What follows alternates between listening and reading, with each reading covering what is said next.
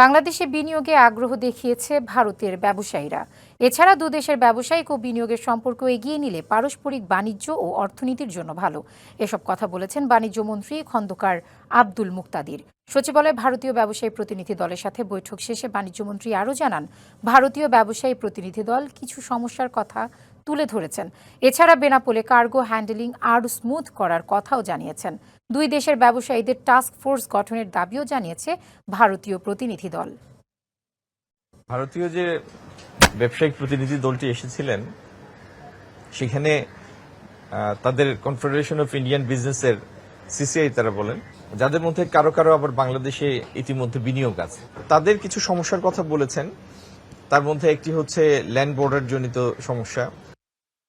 নগদ নিয়ে এলো হার না মানা হার অফার। সর্বনিম্ন 10,000 টাকা রেমিটেন্স নগদে পাঠালে থাকছে স্বর্ণের হার জেতার সুযোগ।